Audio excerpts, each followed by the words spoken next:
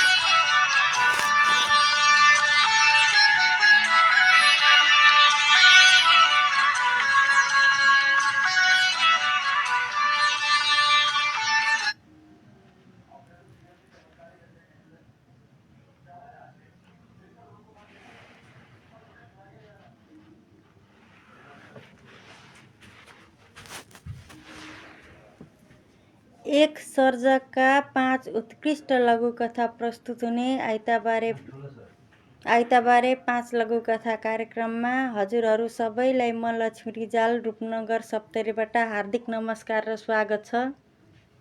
आज मिति 2080 मङ्सिर महिनाको 3 गते आइतबार हो। आजको नियमित श्रृङ्खला 761 हो। अहिले रातको 7:55 बजिसकेको छ।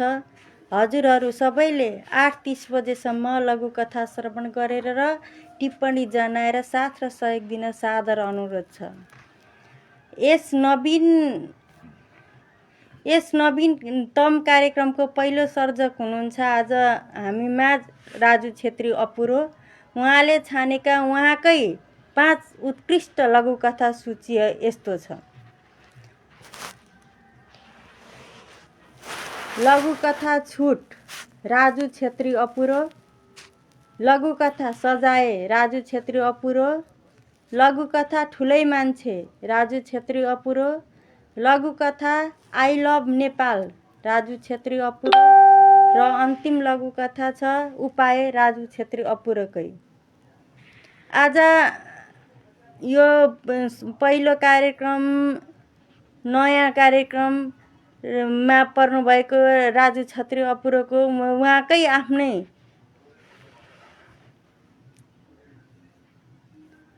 उत्कृष्ट लघुकथा 5वटा उत्कृष्ट लघुकथाहरू लिएर उपस्थित भइसकेको छु। अब म पालो लघुकथा वाचन गर्न अनुमति चाहन्छु। सर्वप्रथम प्रस्तुत छ लघुकथाकार राजु छेत्री अपुरोले छानेको उहाँको उत्कृष्ट लघुकथा छुट राजु छेत्री अपुरो। झलस्स बिउजिए वरिपरि हेरे, सबै बाहिर बसेर गफ गर्दै रहेछन्। यथार्थता बुझे, हामी चढेका बस बिग्रिएको निकै बेर भइसकेको रहेछ। सामान लिन गएको खलासी आउनमा अझ ढिलो हुन सक्ने जानकारी पाएँ। युवकहरूको भिडमा सामेल हुँदै गफिँदै थिएँ। केही परदेखि मलाई एउटी युवतीले बारम्बार छड्के नजरले हेरिरहेको आभास पाएँ। दायाँ बायाँका युवकहरूलाई नजर लगाएँ। सबैभन्दा खाइलाग्दो र हुने खाने घरको जस्तो देखिने म नै रहेछु। मलाई नै हो भन्ने पूर्ण विश्वास भएपछि उसको मुहार निहालेर हेरेँ। मायालु अनुहार भएकी उसको सुन्दरतामा कुनै खोट पाइनँ। हाम्रा आँखा चार हुन थाले। लाग्यो सायद यही नै प्रेम होला।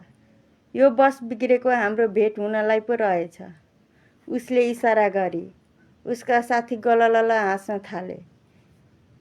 मेरा अपरिचित मित्रहरू पनि लौ आज हिरोले हिरोनी फेला पार्यो भन्दै गिज्याउन थाले।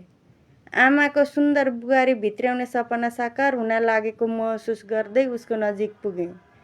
हामी समीप भयौँ। सोधेँ, कहाँसम्म पुग्ने? मुगलिङसम्म, मिठासपूर्ण छोटो उत्तर। ड्राइभरले गाडी स्टार्ट गर्यो। खलासीले आवाज लगायो। हतारमा मैले भने, पोखरा नै जाउन हुन्न? उसले भनी, यतै मुगलिङमा बसे हुन्न र? अकमङ्गै किँदै मैले भने। तर उसले भनी, चिन्ता नलिनुहोस्, अरूसँग 10,000 लिए पनि तपाईँलाई 2,000 छुट दिउँला नि त। लघुकथा यहीँ समाप्त भएको छ। यो लघुकथा भाग्य र कर्म सङ्ग्रहबाट निकालिएको हो। राजु छेत्री अपुरोको यो लघुकथा भाग्य र कर्म सङ्ग्रहबाट। लघुकथाकार राजु छेत्री अपुरोको यस लघुकथामा यौनकर्मीको आफ्नै खालको सोच रहेको र माया ममता एवं घर गृहस्थी यौनकर्मीको शब्दकोशमा नरहेको रोचक र घोचक कथावस्तु भएको कारणले चाहिँ यो लघुकथा राजु छेत्री अपुरोको उहाँले आफ्नो लघुकथा उत्कृष्ट रूपमा छान्नु भएको छ। आजका हाम्रा लघुकथा प्रेमी मित्रहरूमा मैले यहाँ मोबाइलको स्क्रिनमा देखिरहेको छु प्रेमपुन मगर, विश्वराज अधिकारी, इन्दिरा चापा गौतम, दीप मग्रान्ती लगायत सम्पूर्ण लघुकथा प्रेमी मित्रहरूलाई हाम्रो यो 7:55 देखि 8:30 बजेसम्म हाम्रो आजको यो नवीनतम कार्यक्रममा साथ र सहयोग दिनुहुन्छ भन्ने हौसलाका साथ हामी अब आजको अर्को लघुकथा राजु छेत्री अपुरोकै सजाय लघुकथा वाचन गर्न गइरहेको छु। आफ्नी फुल जस्ती अविवाहित छोरी दुई जीव भएपछि बाबुआमा छाँगाबाट खसे जस्तो भयो। उसलाई केरकार गरियो। एकाएक आफू र आफू परिवारमाथि आएको बेइज्जत सहन नसकेपछि उसले आत्महत्या गर्न पुगी। परिवारमा झन् अर्को ठुलो वज्रपात भयो। रुवाबासी चल्यो। यो दुई जीवकी बनाउने केटाको खोजतलासी गर्ने क्रममा आफ्नै घरमा भाडा लिएर बसेको एउटा युवकमाथि सबैले शङ्का गरे। फलस्वरूप उसलाई सोधपुछ गरियो। यसैले हुनुपर्छ, छोरीको कोठामा आइरहन्थ्यो। आमाले रुँदै कुरा खोलिन्। सोझो देखेर केही भनिएन। आज यो दुर्दशा देख्नु पर्यो। बाउ भक्कानिए। हाम्री बहिनीको जिन्दगी बिगार्ने र आज यो हालतमा पुर्याउने यही हो ठोक सालेलाई। दाजुले आफ्ना समूहका केटाहरूलाई आदेश दियो। उसको नाक र थुतुनो कुच्याइयो। त्यही पनि ऊ कुटै खाँदै मुख दर्शक बनिरह्यो। अब भने सबैले यसैले हो भन्ने ठोकुवा गर्दै भने, अब यसको यो नाङ्गो नै काटेर 2 टुक्रा पार्नुपर्छ। बल्ल हाम्री छोरीको आत्माले शान्ति पाउनेछ। सबैले होमा हो मिलाए। हुकुम मान्नेहरू उसलाई सर्वाङ्ग नाङ्गै पार्दै गए। अब भित्री कट्टु खोल्न मात्र बाँकी थियो। फुपुरी उद्याइयो। अचानो तेर्साइयो। कट्टु खोल्नेले आदेश पाएपछि भित्री कट्टु पनि खुल्यो। त्यहाँ उपस्थित सबै हतप्रभ रहे। तर त्यहाँ काट्नुपर्ने कुनै अङ्ग नै थिएन। यो लघुकथा पनि यही समाप्त भएको छ। यो लघुकथा पनि भाग्य र कर्म सङ्ग्रहबाट नै लिएको लघुकथा हो। लघुकथाकार राजु छेत्री अपुरोको यस लघुकथामा तेस्रो लिङ्गी भएको कारण विपत्ति भोग्नबाट बचेको रोचक र घोचक कथावस्तु आएको छ। आजको हाम्रो यो नवीनतम कार्यक्रममा पाल्नुहुने हाम्रा लघुकथा प्रेमी मित्रहरू रतन पराजुली, गोम विक्रम, उहाँले नमन सम्पूर्ण लघुकथा प्रेमीहरूलाई भनिरहनु भएको छ। त्यस्तै रञ्जना रिजाल पनि नमस्कार भन्दै यहाँ उपस्थित जनाउनु भएको छ। लता केसी म्यामले पनि नमस्कार भन्दै हुनुहुन्छ।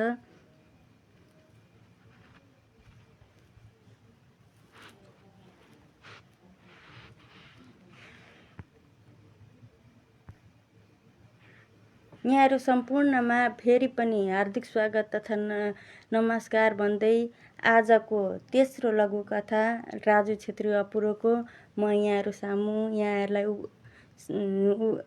यहाँहरूलाई साक्षी राखी म फेरि भन्न गइरहेको छु, वाचन गर्न गइरहेको छु। यो लघुकथा पनि राजु छेत्रीकै लघुकथा परेको छ। यो लघुकथाको शीर्षक छ ठुलो मान्छे। पढाइ त छाड्यो, कहिले केटीहरूमाथि नराम्रो नजर राख्यो भनेर गुनासो आउँछ, कहिले साथीहरूसँग सापट लिएको पैसा तिरेन भनेर गाली खान्छ। कति सोझो थियो, अचेल धेरै बोल्न थालेको छ। झै झगडा र चर्काचर्की नगरेको दिन नै हुँदैन। हुँदाहुँदै झुटो बोल्न थालिसक्यो। अझ आज त तोडफोड गर्यो भनेर पुलिसले हत्कडी नै लगाउन लग्यो।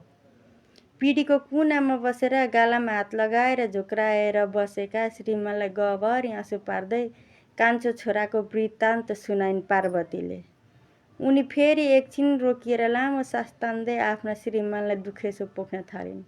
जेठो इन्डियामा लाउरे भइहाल्यो, माइलोले ठुलो देश आँटेर हिँडिहाल्यो, साइलोले सरकारी ब्याङ्कमा जागिर पाइहाल्यो, सबैले आफ्ना लाइन लिए। यसको चिन्ता र पिरले झन् अझ ज्यान सुक्न थालिसक्यो मेरो। होइन बुढा, यही छाँट हो भने यो कान्छाले के गरेर खाला खै। निकै बेर टोलाएर बसेका बुढाले पार्वतीलाई सान्त्वना दिँदै भने, चिन्ता नलिन बो बुढी, राजनीतिमा हात हालेको छ के रे, पछि ठुलै मान्छे बन्ला नि। यो लघुकथा पनि समाप्त भएको छ। यो लघुकथा पनि भाग्य र कर्म सङ्ग्रहबाट नै लिएको हो। राजु छेत्री अपुरोको यस लघुकथामा राजनीतिले समाजलाई चिथोरेको आभास दिलाएको रोचक र घोचक इतिवृत्ति वर्णन गरिएको यो लघुकथा हो।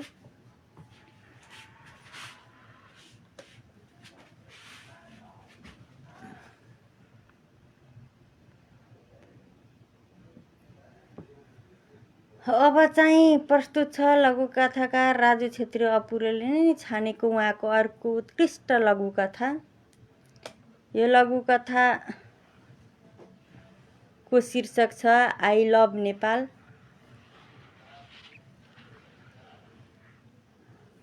भूकम्प पीडितहरूका लागि राहत भन्ने नारा लेखेर एउटा संस्थाले नेपाली सांस्कृतिक कार्यक्रमको आयोजना गर्यो।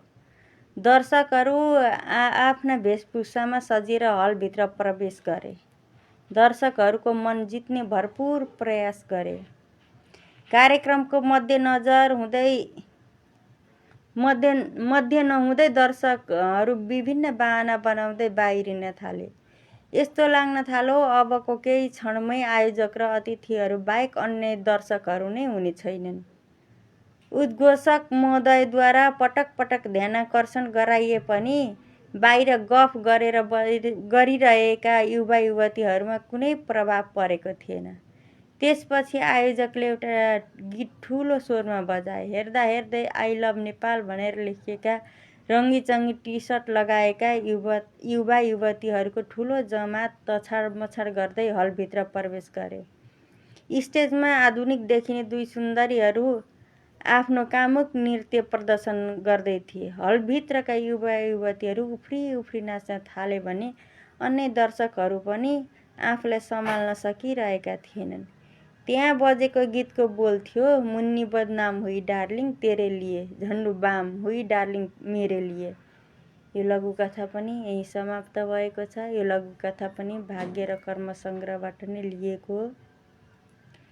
राजु छेत्री अपुरोको लघुकथामा आजका पुस्तामा लाज पचेर निर्लज अवस्थामा आएको रोचक र घोचक वर्णन गरिएको छ।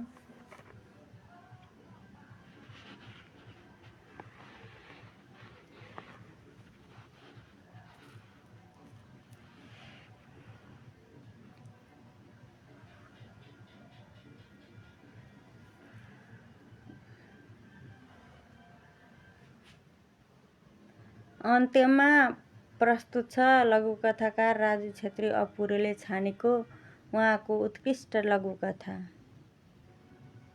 लघुकथा उपाय राजु छेत्री अपुरो। विगतको चुनावमा अत्याधिक मतले विजय हासिल गरेका उमाकान्तलाई यसपटक पार्टी हाइकमानले टिकट नदिने गाईगुई हल्ला चल्न थालेपछि उनी छाँगाबाट खसे जस्ता भए। चुनाव जितेर राजधानीमै सीमित रहेका कारण उनका स्थानीय कार्यकर्ताहरू मात्र होइनन्, समर्थक र इष्टमित्रहरू समेत रुष्ट बनेको रिपोर्ट पार्टी हाइकमानमा पुगेको थियो।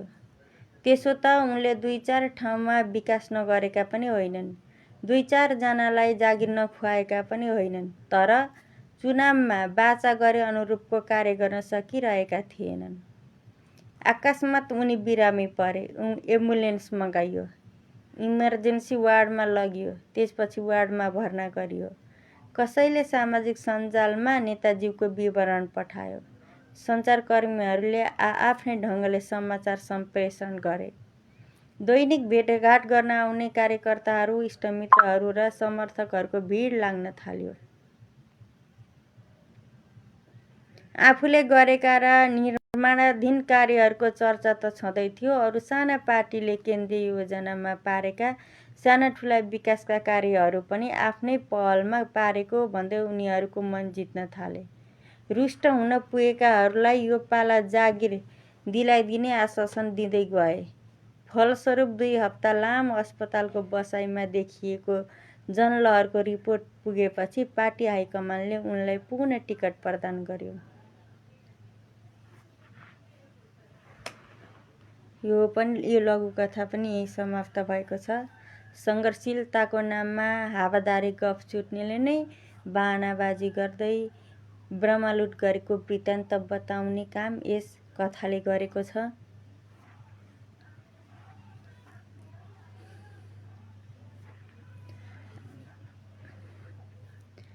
आजको हाम्रो यस कार्यक्रम नवीनतम कार्यक्रममा पाल्नुहुने सम्पूर्ण लघुकथा प्रेमी मित्रहरूलाई फेरि पनि एकचोटि हार्दिक स्वागत तथा हार्दिक अभिवादन गर्दै अब मैले भने बिदा माग्ने बेला आएको छ।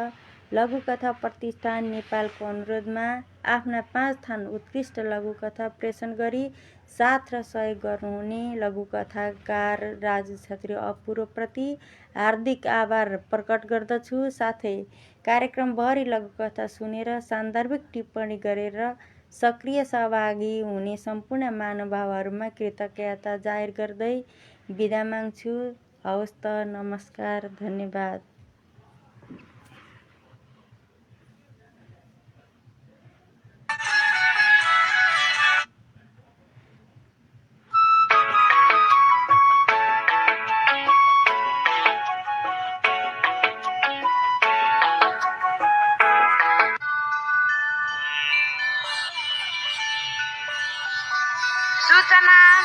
सूचना लघुकथा प्रतिष्ठान नेपालको मङ्सिर महिनाको सूचना।